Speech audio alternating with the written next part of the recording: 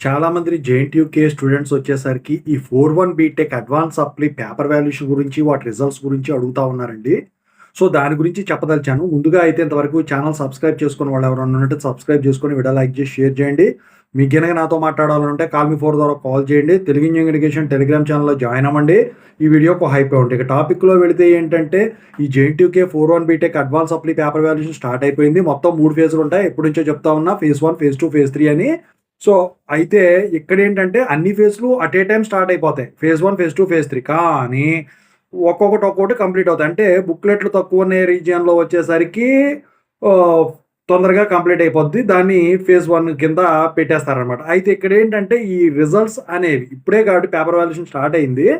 So, May ending కల్లా మీకు ఈ రిజల్ట్స్ అనేవి డిక్లేర్ అయ్యేదానికి ఛాన్స్ ఉంది. ఎందుకు ఏంటి అంటే పీజీ సెట్ కౌన్సిలింగ్ లోపు ఈ రిజల్ట్స్ డిక్లేర్ అయితే పాస్ అయిపోయి సర్టిఫికేట్ కోసం అప్లై చేసేవాళ్ళు ఉంటారు కాబట్టి మే 20, మే 24 ఆ డేట్‌కే ఈ రిజల్ట్స్ అనేవి డిక్లేర్ చేసేదానికి ఛాన్స్ ఉంది.